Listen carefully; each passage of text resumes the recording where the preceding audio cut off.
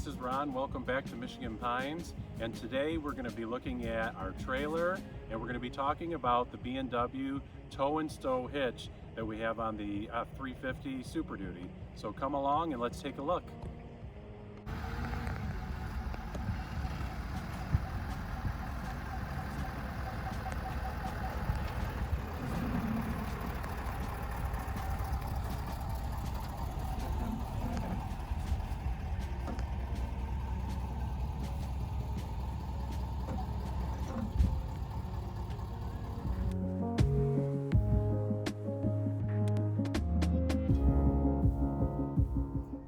So this is our new trailer. It's a 2021, a Sure-Trac, 16-foot length by 7 feet wide utility trailer. It's got a nice ramp in the back. It's a double axle, means it can hold up to 7,000 pounds, and I think total of 5,000 pounds because the trailer itself weighs 2,000 approximately. So we can put 5,000 pounds in the trailer. We got this primarily to put the trees in when we pick them up in the spring and the fall, but today I was able to allow a friend to borrow it to help his friend move, and he's probably going to borrow it because he's moving pretty soon to move himself, and we'll use it for when we move actually onto the farm and live here for good. So we love the trailer so far. We picked up our trees last fall. It went great, other than the tarps blowing all over the place, but I'll figure out a better way to cover it. But we're real happy with it. It's a great trailer, really heavy duty. The Sure-Trac trailers are really good trailers, so we're happy with that. And then one thing we're going to be showcasing, which I'm going to try and showcase on the truck, is the different parts that we've been getting for it. And we're going to be talking about the B&W tow and stow hitch that I got for this truck. So let's get into that.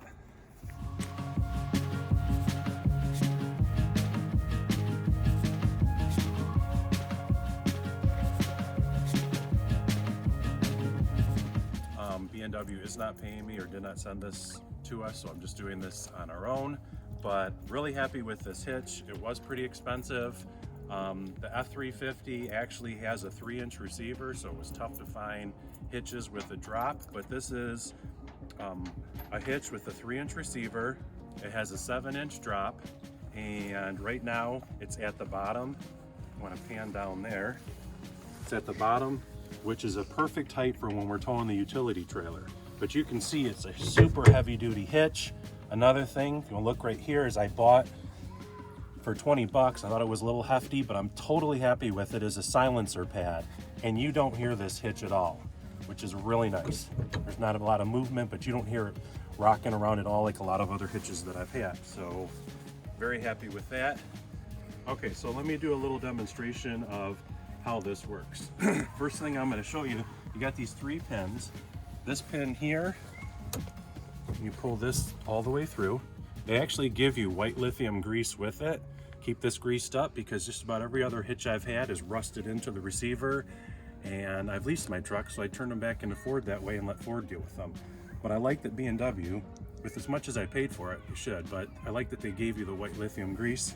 This one allows you to turn the ball whichever way you want. So you have a 1 7/8 ball, a 2-inch ball, and a 2 5/16, so you should be covered on everything. I'm going to keep it at the 2 5/16 because that's what my equipment trailer takes.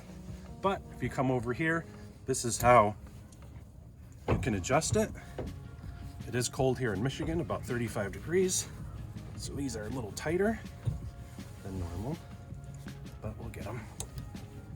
Pull that out. If I take the pressure off of it.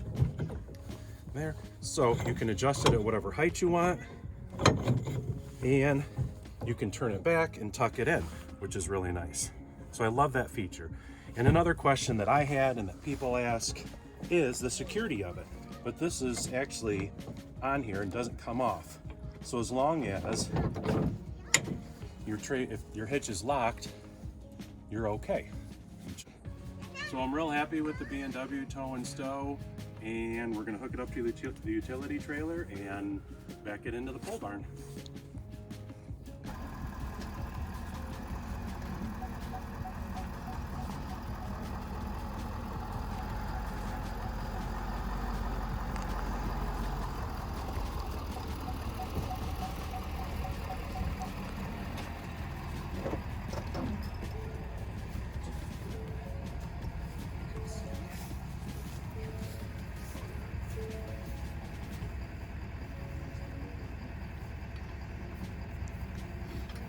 How'd you get that lined up so perfectly?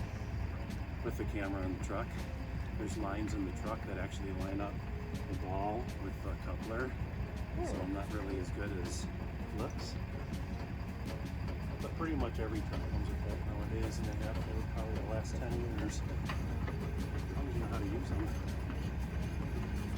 I'm not used to a hand crank. Every camper I've had has the power crank, except for the first one I had that was a pop-up. It was a hand crank, and I was happy to get rid of it, but this is bad. That's how I can use this trailer every day. I should have cranked it up so high. This here. Take that board out.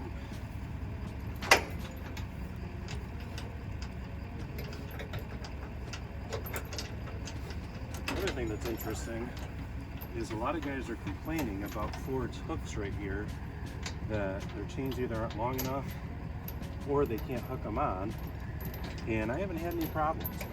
I don't have any problems getting the hooks in. I go from a slight angle like that and the hooks go right on. And I think some people said Ford made this hole bigger for 2020, so maybe that's the case too, and I lucked out. But so far, no problems at all. Real happy with it.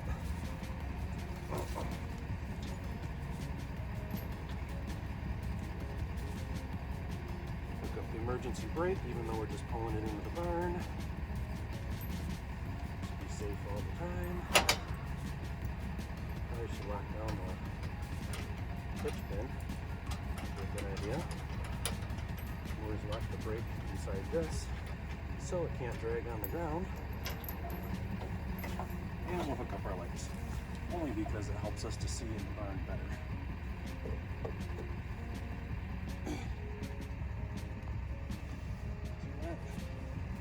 And even though we're backing it into the barn, we're going to do a quick trailer check. So that's up. Wheels look good. Lights are all on. Nice thing about the trailer is all the lights are all LEDs. It's got the lights along the side, which is really nice. Helps you know where you're at. And we're all set.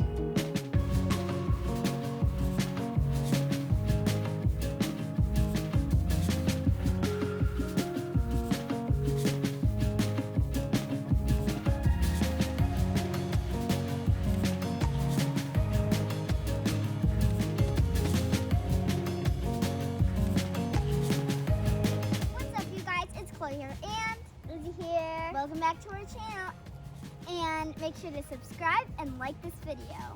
Have a good week. Bye.